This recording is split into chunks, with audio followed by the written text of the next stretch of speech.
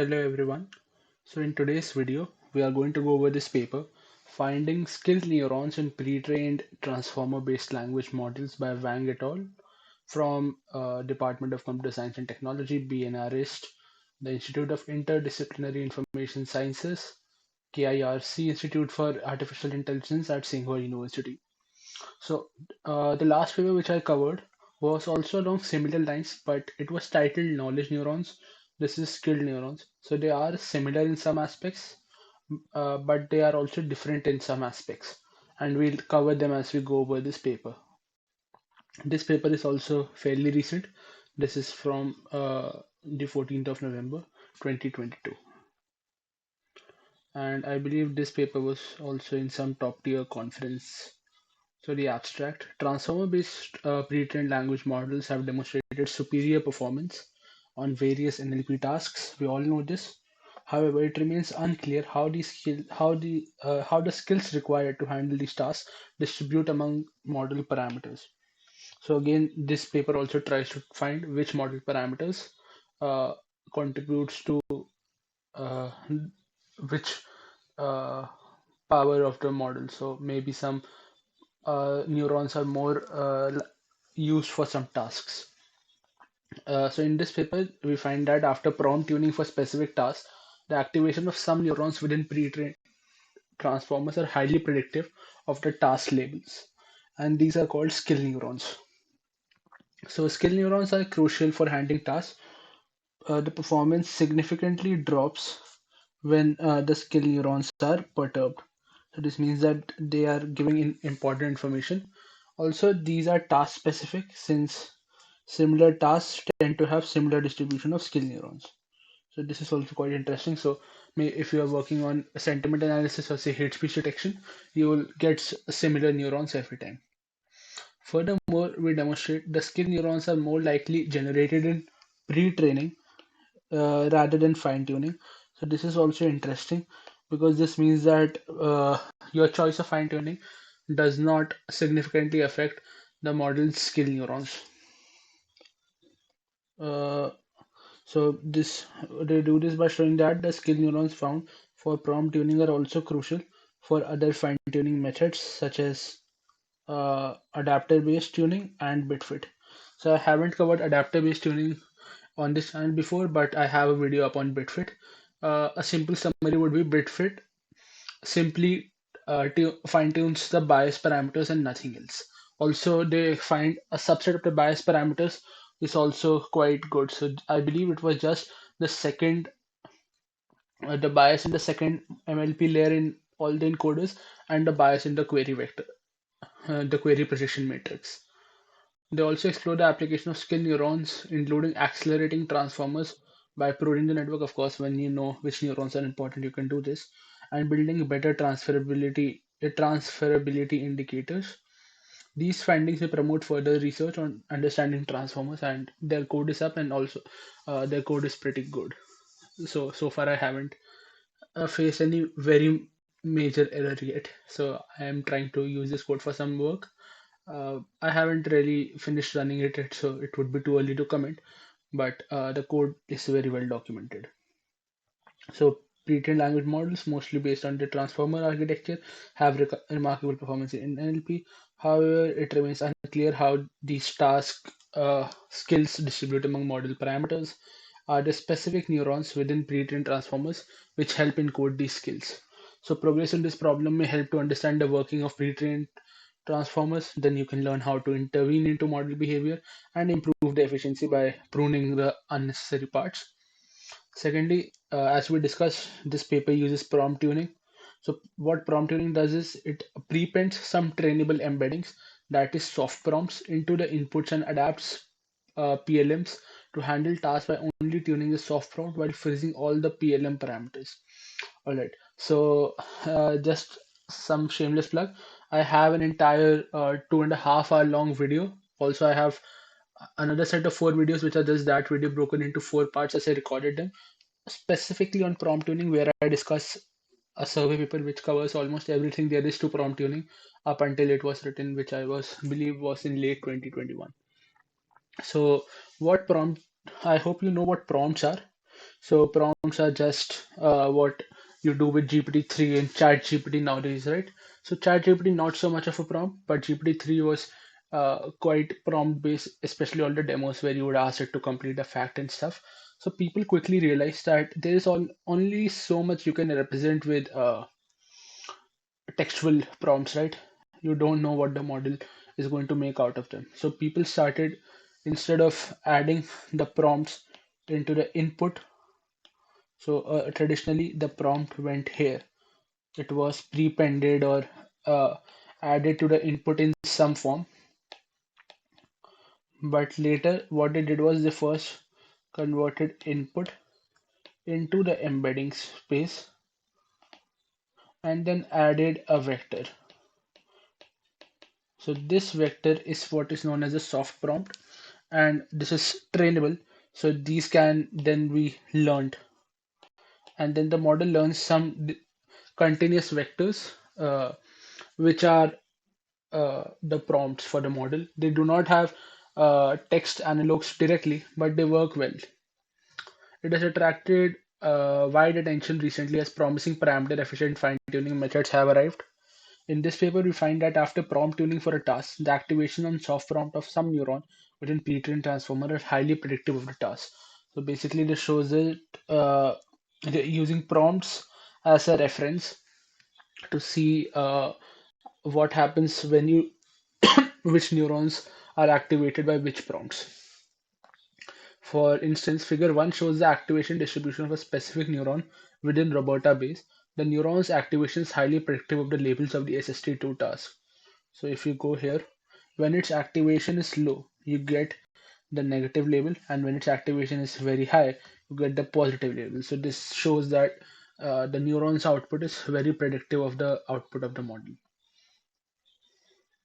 When the input sentences express positive sentiment, the activation on soft prompt of this neuron tends to be much higher than when they express negative sentiment. So, of course, the same thing. These special neurons are what they call skill neurons, and develop a simple and effective method to find them for classification tasks via prompt tuning for a binary classification task. Sorry, via prompt tuning. So, how does this work? For a binary classification task, they first calculate the empirical mean on a soft prompt token over the training set for each neuron and use it as this neuron's baseline activation. So this is step one. Then if the neuron's activation for an input sample is higher than the baseline, they regard it as predicting one label uh, and vice versa. Then they aggregate the prediction accuracies of the validation set on the validation set of multiple soft prompts as the neuron's highest predictivity score. The neurons with the highest predictivity scores are identified as skill neurons. So these are the four steps. And for multi-class classification, they decompose them into binary, multiple binary classification subtasks and aggregate the skill neuron of the subtask as the skill neuron of the multi-class task. So if this seems a bit intimidating, how did they do the first step or the second step?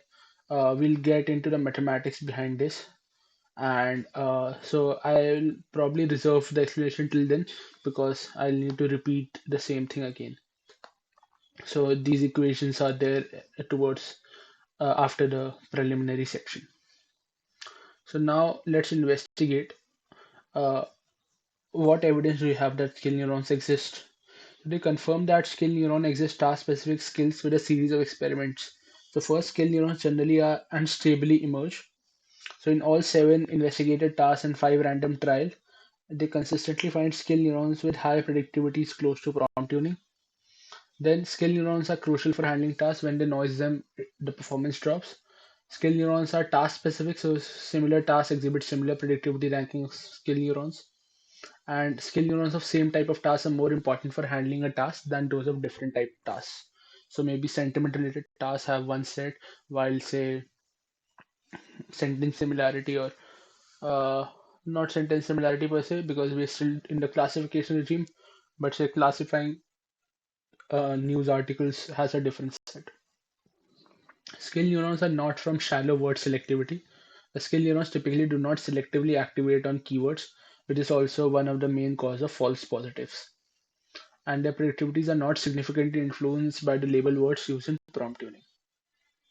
So after showing that skill neurons encode skills, they further demonstrate that skill neurons are most likely generated during pre-training than in fine-tuning. So this can be learned from the following things. Even for randomly generated prompts and untuned hard prompts, what hard prompts are basically, they are the discrete prompts. So I add a sentence manually. The skill neurons still exhibit much better predictivity than random guesses. Skill neurons are also crucial for other fine-tuning methods, freezing neuron weights, and performance of models trained with adapter-based training and bit fit significantly drops when the skill neurons found with prompt tuning are perturbed. So these are just showing that even for different modified architectures like adapter-based training, and when you are fine-tuning only a very specific set of parameters, skill neurons still exist. So moreover, we explore the practical application of skill neuron. So first, they apply it to network pruning. Uh, so experiments show that by only keeping top skill neuron active, they can drop 66.6% of the original parameters and get a 1.4x speed up. Then they explore building better prompt transferability indicators. So they improve their overlapping we the overlapping rate of activated neuron metric by only taking skill neurons into account, and this achieves significantly better performance. So these are just some downstream applications, and then list the contributions. So they find skill neurons, they confirm their task handling skills, they show that they're generated during pre-training, and then they explore the applications. We'll go over all of these in detail. So preliminary stuff is just like related work. For prompt tuning or soft prompt tuning is a parameter efficient fine tuning method which has started to gain attention now. In this, you prepend some soft prompts into the input sequence to prompt the language model to decode the desired label words of the training task. And for each task, a verbalizer function is used to map the specific label words to the label of the task. So each soft prompt is a virtual token, which is essentially a trainable embedding. And during prompt tuning, only the parameters in soft prompts are tuned, and all the language model parameters are frozen. So that embedding which we were adding, only this part is tuned. So I hope this makes sense. If not, I'll highly suggest you read up on soft prompts first. Formally, soft prompting first. Formally, given an input sentence of n tokens, you append p prompts, and then you have the each pi belonging to rd, because d is the input dimension of the permutation language, the pre-trained language model. So even your wi's will all have the same dimension of rd. Then you take the PLM's pre-trained with the mass language modeling objective as an, and a special mass token is pre-printed, and the prompt tuning objective is to maximize the likelihood of filling the desired label word Y into it. So what this is basically implying is that you have these how should I put it? Uh, you have these input tokens, you have your pre-printed prompt token, and then you also have a mass token, and the prompt tuning objective is to maximize the likelihood of uh, the model predicting the correct label into the word into the mass location. So this also might clarify why it was referred earlier that the mass label word does not matter. So you might think that, okay, for instance, for sentiment analysis, maybe the word good or the word awesome are uh, handled differently and might cause very different results, but the results show that is not the case. Some initial prompt tuning works regard soft prompts as the relaxation of natural language hard prompts, which are initially designed to query inner factual knowledge. Su et al. Hypothesized that soft prompts work by stimulating PLM's inner abilities instead of just uh, trying to query them. Then you have neurons in transformers. So we are all familiar with these. You have feed-forward networks which comprise two-thirds of the parameters, and then they also encode rich information as shown by GY et al., So et al., and Dye et al. So formally, this is your transformer equation 2, and you can see you first multiply it with a matrix, then add a bias, multiply it by some value vector, and then again add a bias. So for the works by Jiva et al., they regard these matrices as keys and values, and as they follow a similar notation. So this A, which you get prior to multiplying the value matrix, this is the hidden state representation, which is created by the first matrix. So you have an input. This creates a hidden state representation, and then you have a fan out output where you get back a output. So the ith element of this, so the ith element of this vector is the activation of the ith neuron in input X, and it represents the importance of key I and value I, the ith column vectors of K and V respectively. Hence, they define Ki and Vi as the weights of the ith neuron of this layer. So, how does this work? Basically, these values are then used to scale the value matrix, and that gives you the final output of the feed-forward network. So these basically act as some scalar multipliers after it, calculation. So AI is just a weight on Vi, and these then sort of work as key value memories, and across all the values they compute some weighted average, which gives them the net output, which would be a combination of the output of many different keys scaled differently. Although they study the same parameters, Dai et al. And Zhang et al. Use the term neuron to denote activations in our definition. So some other works define a dimension in contextualized representations as neuron. Since we study how the scale distribute among model parameters rather than input-dependent representation, we study the neurons defined in this section. So instead of focusing on just the input-dependent representations, they are trying to focus on how to find where the model skills are located. They define neuron in a certain way, unlike some other works in the past. So I guess this is quite clear, I hope, because I believe I've done like all I could to explain. Maybe I haven't been clear enough, so I'll just go over this once again. So key and value matrices, what they essentially are doing is, first of all, they are projecting the input into the key space by multiplying it by the key matrix, which gives us a bunch of keys, which retrieves a bunch of keys. And then when you multiply it by the value vector, these bunch of keys just act as scalar multipliers of the columns of the matrix, and that gives you a weighted average over the different values. So for finding skill neurons, let's say you have a binary classification task. So they first introduce how to find skill neurons. So let you have a data set. This is a very common formulation of a data set. So let's take a specific neuron N within M. So M is the model. And let A of N, T, and X be the activation of it on the token T given the input sentence X. So I hope so far it's clear what A and TX means. N is for a specific neuron. The first, they do prompt tuning on M with the trained dataset and get a group of L soft prompts. So these are L vectors which you can append.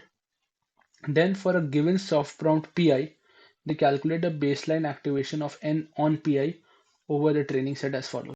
So this value is the activation for a specific neuron on uh, a specific neuron N on prompt I and token and a sentence xj. So xj is just a sample from the training set, and you do this summation over the entire training set. So this gives you the activation of a particular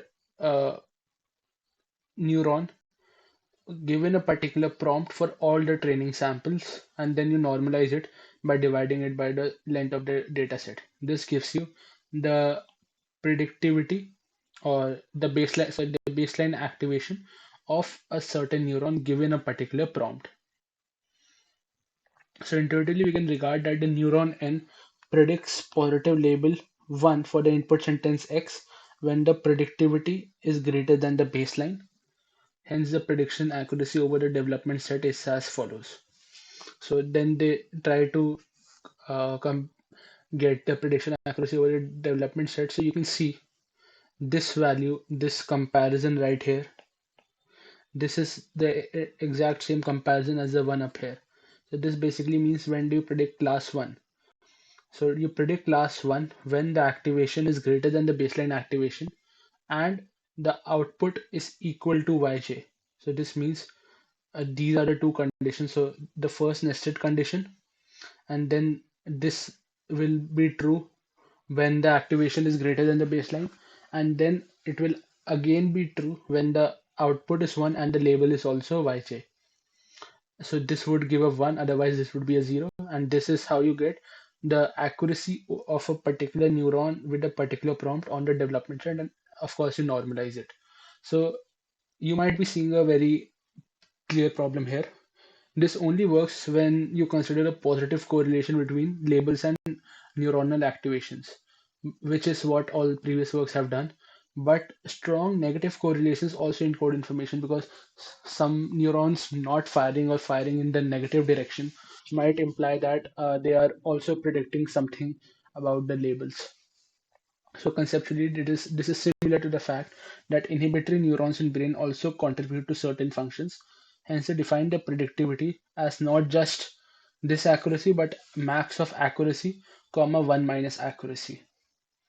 So this considers the negative part as well. So for each group of soft prompt P, the predictivity of N on it is defined as the predictivity of the best soft prompt token. So not one or average, but just the max. And considering the skill neurons, that skill neurons shall be consistently predictive. They conduct 5 random trials and get 5 group of prompts. Finally, the overall prompt predictivity is just maximum of uh, the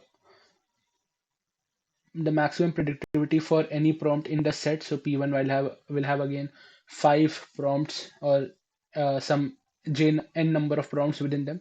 So for P1 you get the max, P2 you get the max, P3 you get the max, and then divided by the uh, set of length of set P. And then on the basis of this, you can just sort all the neurons within the model in the descending order of the predictivity. So now you know which neurons are most predictive. Now you might wonder, how would we do this for multi-classification tasks? So as we discussed before, you break it down into multiple binary sub-classification tasks. Then you find the skill neurons by ranking the neurons with their predictivities of the decomposed tasks in a similar way, but then use the soft prompts of the original task instead of the subtasks. Skill neurons of the multi-class classification task. So what this means is that you're going to get the soft prompts on the original task. Skill neurons of the multi-class classification task consist of equal number of subtask skill neurons. So like in the MNLI, which is the natural language inference task, you have 3 labels: entailment, neutral, and contradiction. And they break it down into entailment and contradiction and neutral or non-neutral. So to get the top 100, you will take top 50 from entailment versus contradiction, and top 50 from neutral and non-neutral. Figure 2 shows the activation distribution of the top 2 skill neurons within robota base of the 2 subtasks respectively. The sample of 3 labels form 3 distinguishable clusters, which suggests the effectiveness of this skill neuron finding method. So this is there in figure 2.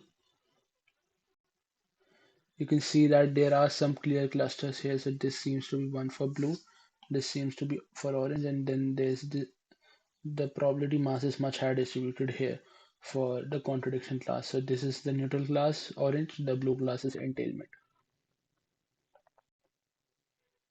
So I hope this part is now clear how they're doing stuff. And then let's look at the results. So do skill neurons encode skills? They explore this. So to confirm this, they first look at generality. to explore whether we can generally find highly predictive skill neurons. They apply it to in 3 to 7 NLP tasks. The performance of the top predictivity found skill neurons and prompt tuning are shown in table 1. So for all the tasks, they find skill neurons achieving comparable performance to prompt tuning, which demonstrates specific skill neurons generally exist in pre-trained transformer for various tasks. So this might be indicating of the fact that they are pretty good at they are already learned, and the information is encoded sparsely across different neurons for different tasks during pre-training. So you can see for prompt tuning versus skill neuron, what this basically means is that for binary classification tasks, you just take the performance of the top one skill neuron, and these comparisons show that they are pretty good. Now, stability. To rule out the possibility that these are random, they conduct 5 random trials to find skill neurons. And figure 3 shows the distribution of neuron predictivity within Roberta base for SST2. Distribution for other tasks are left in Appendix C. So this is SST2. You can see that the predictivity which they show is really high as compared to say average or max. So what are average or max? Let's have a look. We can see that our method can stably find substantial skill neurons with high predictivity by prompts. The previous methods use average and maximum activation on input token instead of activation on prompts to find selective neurons, which they do not want to. They are trying to find activation on a given prompt. The experimental results indicate that previous methods hardly find highly predictive neurons, which suggests that prompt tuning is crucial for finding skill neurons. Then you have skill neurons are crucial for handling tasks. A natural hypothesis is that if you disturb them, you would hamper the task. They do that by adding Gaussian noise, and they see that the top skill neurons, if you perturb them, the performance drops significantly. It indicates that highly predictive skill neurons are indeed crucial for the task. So you can see how much perturbation you are doing and how much the accuracy is dropping. Then skill neurons are task specific. They further study whether skill neurons are task specific. So do they encode task specific high level skills like distinguishing sentiment for sentiment analysis, or do they encode some task general low level skill like recognizing part of speech? So to do this, first the skill neurons are task specific. They find similar skill neurons for similar tasks. And to verify this, they rank neurons in descending order of their prediction and then find Spearman correlation between the different tasks. The average results of all 12 layers of Roberta base are shown in figure 5. They find that correlation between similar tasks are obviously higher, while for different tasks they are much lower. So you can see this entire chunk, which is for sentiment related tasks, this is for inference tasks, and this is for news related tasks. The layer-wise correlation are shown in Appendix C, from which they can see that skill neurons tend to be more task-specific in higher layers, which is consistent with previous probing methods, because in higher layers you generally are focusing on more semantically rich features. Moreover, if skill neurons are task-specific, the skill neurons of same type task shall be more important for handling a task. So this is shown in figure 4, which shows that accuracy of tweet drops much more significantly when you perturb neurons in the predictivity orders of SST2 IMDb and IMDb. To qualify this effect and comprehensively, they define neuronal importance of a source task to an evaluation task as the area between the accuracy curve obtained by perturbing neurons in the predictivity order of the source task and in random order. So for instance, in figure 4, the neuronal importance of SST2 to tweet is the area between the blue curve and the gray curve. The overall neuronal importance is shown in figure 6. So let's have a look at figure 4 once again. So you have the blue curve and the gray curve, and the area between them is the neuronal importance. So basically what this is trying to do is that it defines how much the neurons of the source task are important to a different task. So this basically shows if these are very important, that this means that those tasks are sharing much more in common. So you can see again there are much clearer clusters, you can say, in the heat maps. Then skill to find whether skill neurons are not from word selectivity. Previous work showed that transformers may selectively activate on some words and concept. They do case studies on the related works on the top skill neurons, including words with top and bottom cosine similarity between their input and neuron weight vector, and the words with the top and bottom average activation. The results are in table 2. They show that related words do not convey sentiment, which demonstrates that skill neurons are not keyword selectivities. So basically, if you look at the top words and the bottom words, and even here based on the average activation, you can see that they are not really very sentiment driven words. Some words might be like the word mafia or the word ophobic might be more occurring in some context, but in general they do not have like a lot of adjectives and stuff. Furthermore, considering the prompt tuning method does predictions by decoding label tokens, they need to check whether skill neurons depend on the label words used, because you're trying to fill in that mass, right? So if so, it indicates that skill neurons do not encode the skills for handling tasks, but encode the skills for selectively decoding some words. They rule out this possibility that by finding that if they use different random words as label words, they achieved predictivity orders of neurons with uh, consistent, which they achieved consistent predictivity orders. So that means that those label words do not really matter. So specifically for all tasks, the average Spearman correlation between neuron predictivity of 5 random label words is 0.87, which basically means that it's very high. Where do skill neurons come from? So, and this is a very natural question, and they find that it is most likely generated during pre-training. They first try to find skill neurons with tuning free prompt, like random prompt, which are randomly generated embeddings and human written hard prompts. They see that even without tuning, they can find neurons with non trivial predictivities. So, this is a random guess versus a random model, and then you have a random prompt versus a hard prompt. So, you can see the hard prompt is significantly higher. Um, Right. So these imply that skill neurons are generated in pre-training, and prompt tuning only serve as effective tool to observe them. To provide strong evidence, they first further explore skill neurons found with prompt tuning are important for other fine-tuning methods with different dynamics. They explore two different parameter efficient fine-tuning methods like adapter-based, which tunes only the additional adapter layers plugged in the transformer model, and bitfit, which only tunes the bias vectors. The two tuning methods both keep neuron weights fixed, which ensures that the skill neurons are unchanged during tuning. By keeping the neuron weight fixed, they mean everything fixed apart from the, say, the bias or the additional layers that they add. So bitfit models performance on IMDb when neurons are perturbed in descending order of productivity, with prompts are shown in figure 7, and the results are shown in appendix C. You can see that highly predictive skill neurons found with prompts are still crucial for models fine-tuned with other methods. So this is not dependent on fine tuning. You see similar drops in predictivity. To comprehensively show the effect similar to 4.3, they again visualize the average neuronal importance with adapter-based tuning and bitfit in figure 8. The skill neurons found with prompt tuning also exhibit task-specific importance, which again supports that skill neurons are generated in pre-training. You can again see those clear uh, clusters in the heat map.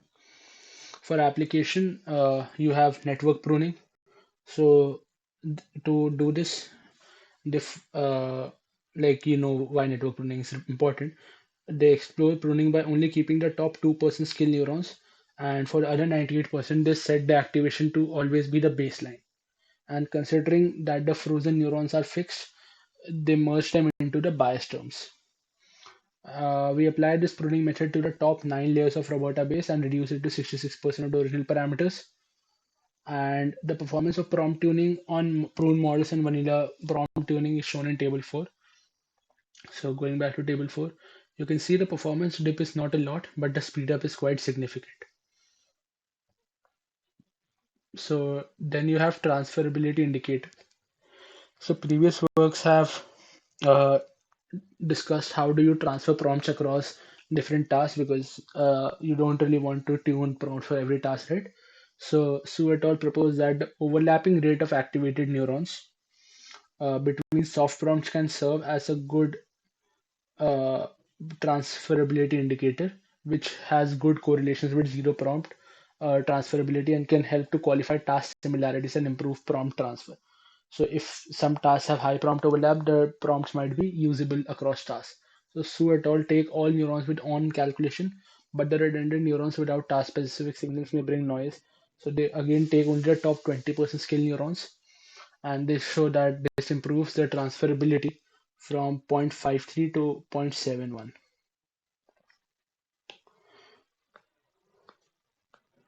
Uh, so just to be clear, what they're doing is listed here.